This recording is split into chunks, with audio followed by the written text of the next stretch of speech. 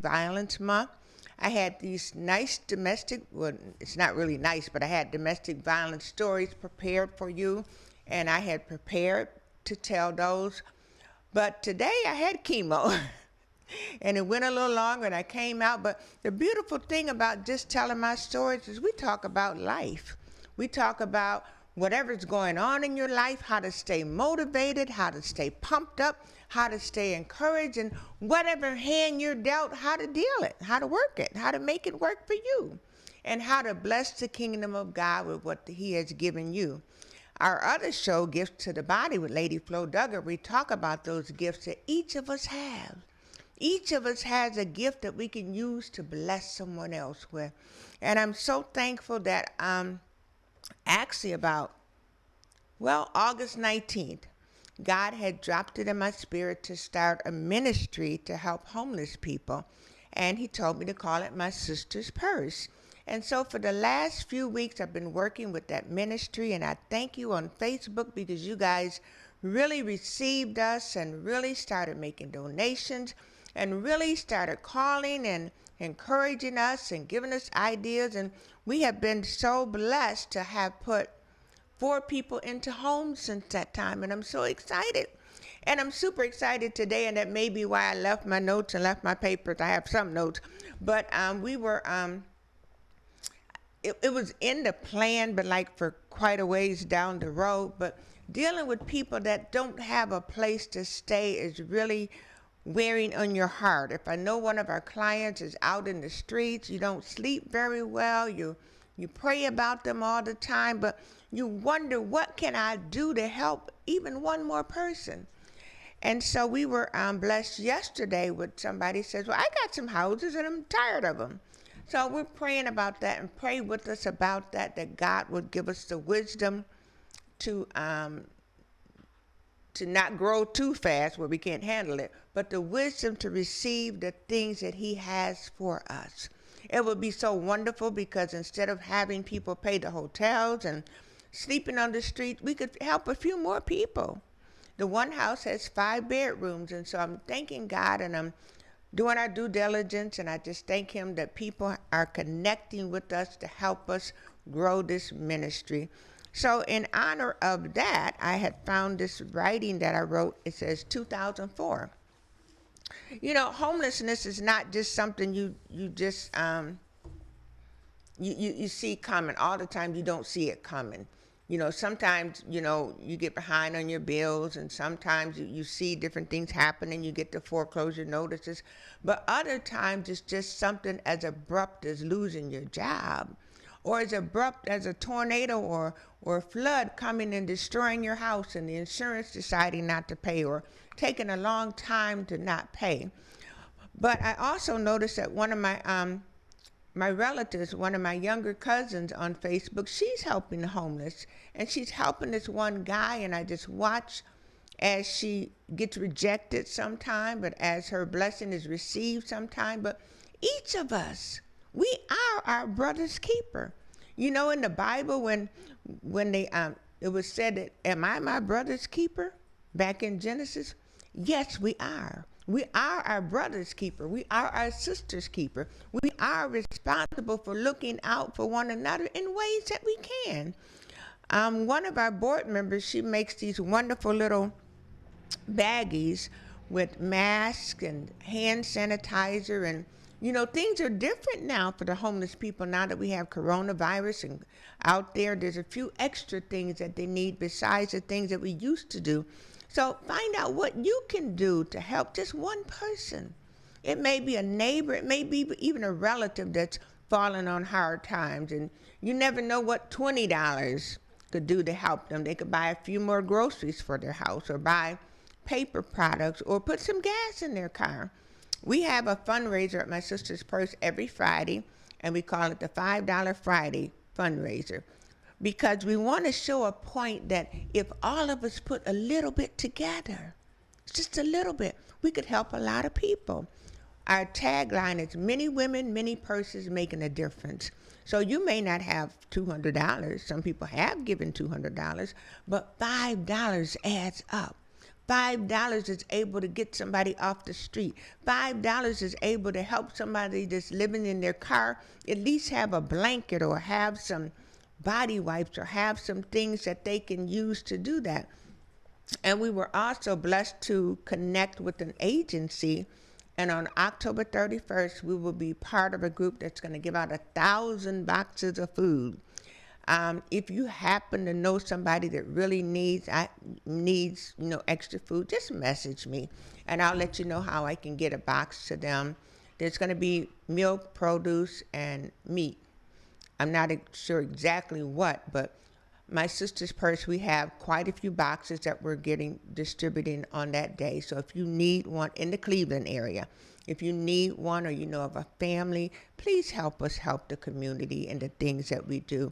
But again, back to this, a lot of my stories are stories, some are parables, and some are poems. This one is a story that I wrote in 2014, and it's called My Brother's Keeper, because we are responsible. And we never know what, you may be okay today, but what tomorrow could hold. Okay. Joe had a good job.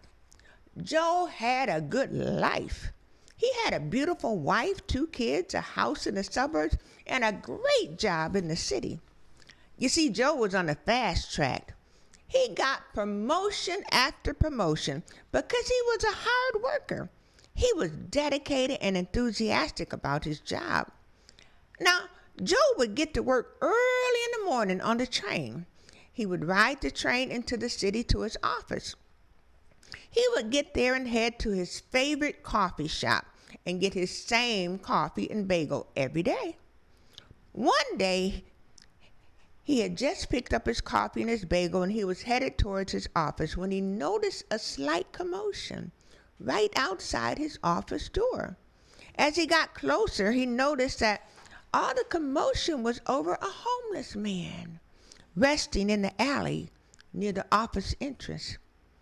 Joe smiled and nodded at the man. The man smiled and nodded back at Joe. The next day, the same commotion was near his office door. It was the same man. This time, Joe gave the man his coffee and his bagel. The man smiled and nodded. Joe decided that he would have to brave his secretary's coffee today. On second thought, not.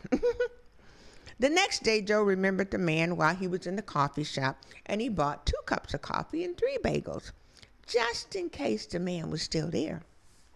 He was. Joe handed him his coffee and the bagel, and the bag with 2 bagels in it, and the man really smiled and nodded. And Joe smiled and nodded right back at him.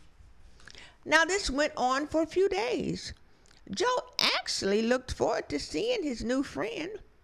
They never spoke a word, just a smile and a nod. One weekend, Joe noticed that the weather was getting cooler. He decided that he would take one of his gym bags and fill it with items for his new friend. The homeless man was about Joe's size, and he was about Joe's age even. He put a nearly new ski jacket, some warm socks and gloves, and a hat, and a pair of hiking boots, shaving products, deodorant, and the like.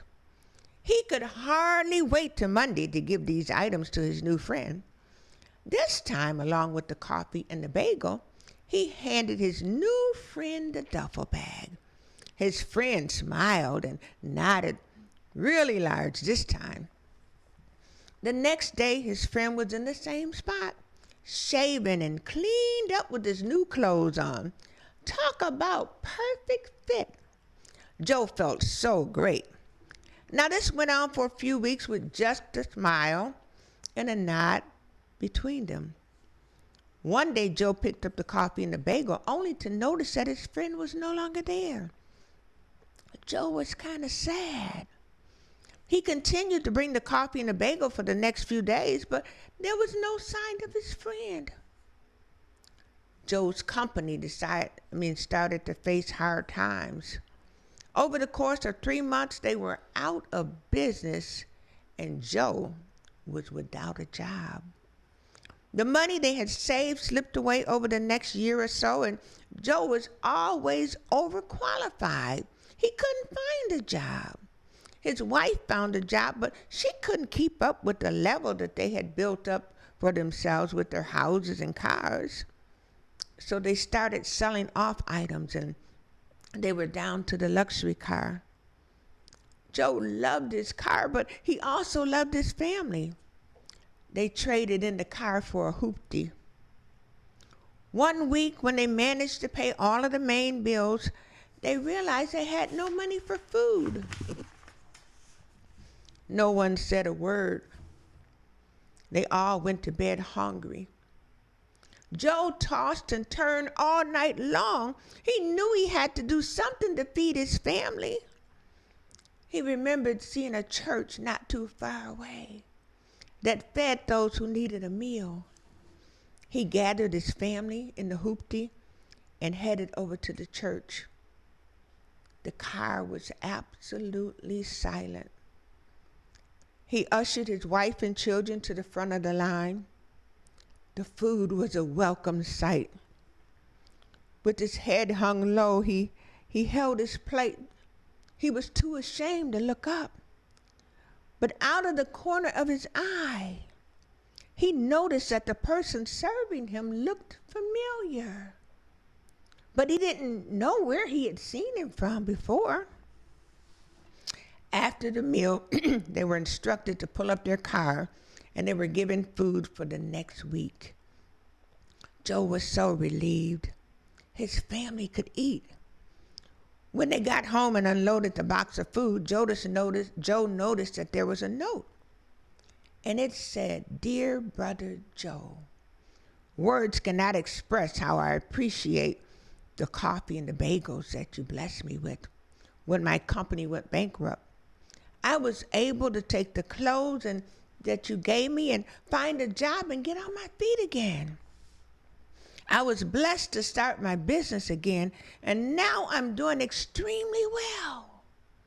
I promise to give back to someone else just like you gave me when I was down and out. I heard about your company going under, and I would love for you to come and work with me." There was a business card in the package. There was also $500 in the package. The note went on to say, "How about Monday?" Thanks, Joe. You see, in life we face hard times, but when we are our brother's keeper, there's things that we could do. How would Joe know that the guy that he was helping, that he thought really was homeless, was just another CEO that had hit hard times?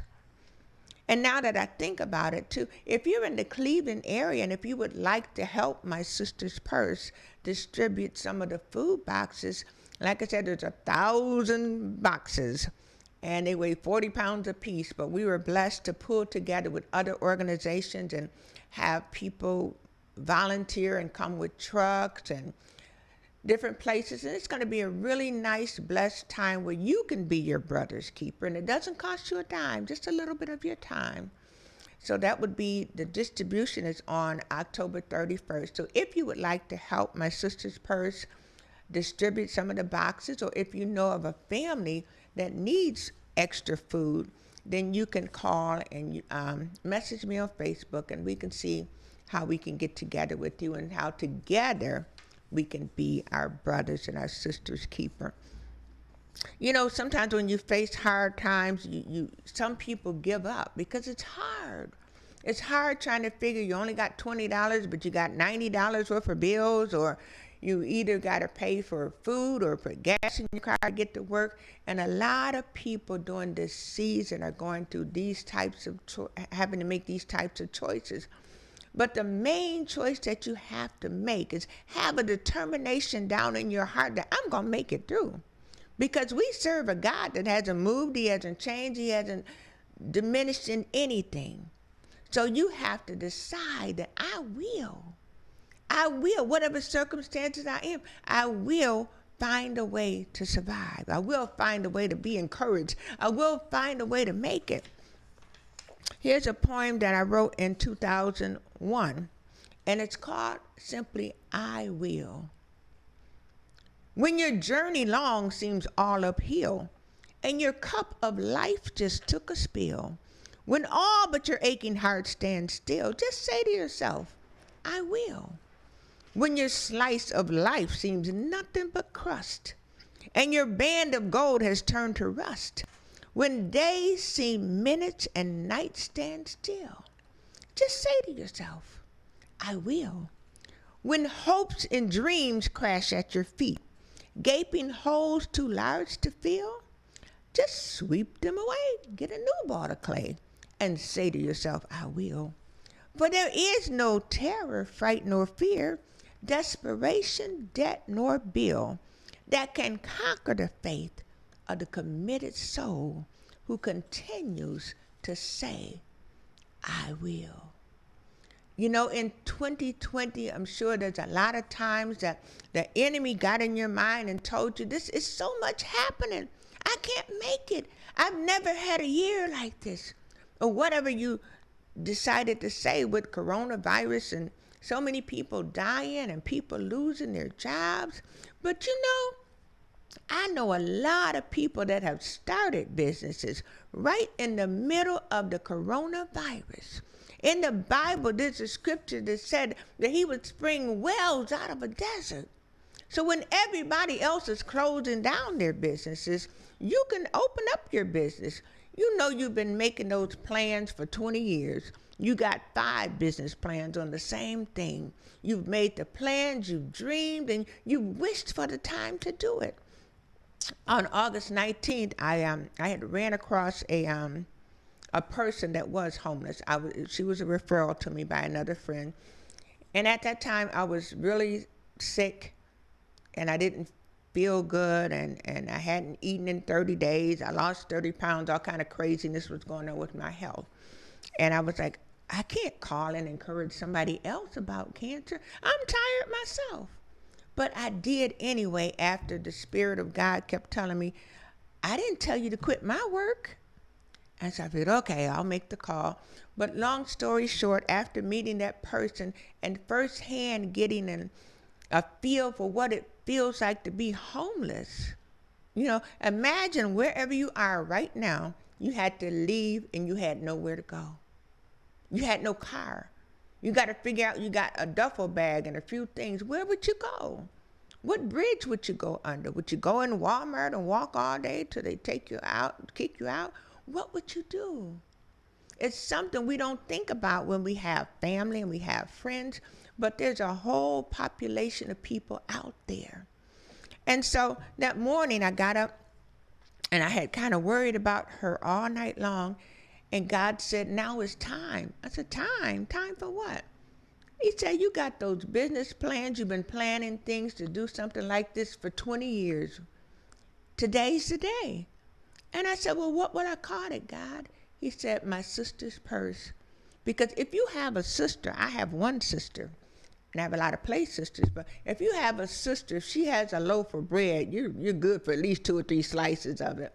And so the power of taking the little people, nobody's wealthy, nobody's super rich or anything, but can you imagine if 2,000 little people put in $5? You could make change with people. A lot of times we depend on the government to give us a stimulus check. We depend on funders to give us millions of dollars, but we forget the power that we have as the little people. On Fridays, enough people send $5 in for our fundraiser that we can cover for a hotel stay, or we can cover for food, or we can cover for partial security deposits with little people. $5. I don't go to the fancy coffee shops, but I'm sure some of them cost $5. But just to show you the power that we have. Because what the enemy wants to do is make us feel like we're powerless because you only have $5. You're powerless because you don't have a whole lot. I remember about 4 years ago, I started putting, on Facebook for your career or whatever, I started putting philanthropists. And I Googled it. And you don't have to have $1 million to be a philanthropist. You just give away money. It could be $5. It could be $10. So I started speaking that into my life, and eventually it'll be more than $5. But begin to speak to yourself. You know that dream that you have, and you've had it for a long time. You know what your calling, most of you know what your calling is by now, but we've made so many excuses. I could have said, well, God, I'm still on chemo. How am I going to start a nonprofit organization? You know, I'm still sometimes sick. How am I going to do that? I'm still this, but we can't make excuses. We cannot make excuses because God said, I didn't tell you to stop my work. I just left chemo a few minutes ago, you know. But God's work is what we're called here to do. There was a song I remember back in the day. It said, only what you do for Christ may last. You may build fancy cathedrals. You may do all these kinds of things. But what people did you reach? What soul did you reach out to help? And sometimes you may feel, well, God, I'm not qualified to do all of that. But each one can reach one. Each one can teach one. Each one can encourage somebody because you are phenomenal. I know October is also Breast Cancer Month. I want to thank God for so many of my friends being 26 and 36 year survivors. And that encourages those that are going through it now. Even if you're a 2-week survivor, you're a survivor because so many people hadn't made it that far. I didn't have breast cancer, but I'm still a survivor. You know, there was a time the doctors told me I had 3 months to live. That was more than 3 months ago. And even in the process, I remember calling my cousin, telling her about the ministry that God had given me with my sister's purse. And she started screaming on the phone. And she said, that's why the devil tried to take you out. But God will continue to give you assignments until your time is up. Because you are important to the kingdom of God. You are a gift to the body. You are phenomenal. So I wanted, of course, I didn't write this, and you know I didn't write this phenomenal woman poem. But in honor of all the women that have survived breast cancer, all of the women that have survived cancer, all of the women that have survived domestic violence, all of the women that just plain surviving life, I want to read Maya Angelou's poem and dedicate it to you. Phenomenal woman, because you are a phenomenal woman. It says, pretty women wonder where my secret lies, because I'm not cute or built to suit a fashion model size. But when I start to tell them, they think I'm telling lies. But I say, it's the reach of my arm and the span of my hips, the stride in my step and the curl in my lips. You see, I'm a woman. Phenomenal woman. That's me. I walk into a room just as cool as you please, and to a man, the fellows stand or they fall on their knees. Then they swarm around me, a hive of honeybees. I say, it's the fire in my eyes and the flash of my teeth, the swing in my waist and the joy in my feet. You see, I'm a woman. Phenomenal woman. That's me. Now, men themselves have wondered what they see in me. They try so much, but they can't touch my inner mystery. When I try to show them, they say they still can't see. But I say, it's the arch in my back, the sun in my smile, the ride in my breast, and the grace of my style. You see, I'm a woman. Phenomenal woman. That's me. Now, you understand just why my head's not bowed. I don't shout or jump about or have to talk real loud. But when you see me, it ought to make you proud. I say, it's the click of my heels and the bend of my hair, the palm of my hand and the need for my care, because I'm a woman. Phenomenal woman. That's me. And you know, that's you. You are phenomenal. Just to be able to simply survive life in 2020, all of you are phenomenal. So many people couldn't face what was happening and they gave up. They gave up hope. They gave up prematurely on life. They gave up on even planning and dreaming and even being able to see a tomorrow. So you are phenomenal. And take all of that phenomenalness, if there's such a thing, and look out for your brother. Look out for your sister. Like I said, if you want to be part of our 1,000-box food drive on October 31st, you can be phenomenal. You can come and assist us we have a number of ways you can assist. You may know of a couple of seniors that don't have enough food to eat or whatever. And then the boxes are like 40 pounds, and so a lot of the seniors can't even carry that. I'm not sure if I can carry that, but either way, we're going to come together and just enjoy life, social distancing, of course, masks, of course, sanitizer, of course, but we're going to be our brothers and our sisters' keeper. Because no man is an island and we can't make it by ourselves. We need each other. What's the song we sang in church? I need you. You need me. We're all a part of God's body. Stand with me. Agree with me. You know, coronavirus, Rona, whatever you want to call it, we don't know how long that's going to be here. But one thing for certain we know is that we can be a support to one another. Don't fight and bicker and fall out with your friends now. This is the time we really need people. As a matter of fact, if you have someone you're not agreeing with, call them today and get that thing right. Because we need each other. And together, we can make change. Like I said, we don't exclude men with my sister's purse, but that's what he told me to call it. But together, putting our little bits together, we can make a difference, even if it's one person off the street at a time. I want to thank you for tuning in to Just Telling My Stories, because we all have a story, because life is a story. If you would like to support my sister's purse, you can do $ my sisters with an S purse. And every donation, no matter how large or small, is going to help somebody. Because guess what? Yes, we are our brother's keeper. Thank you and have a wonderful weekend. Until next time, just telling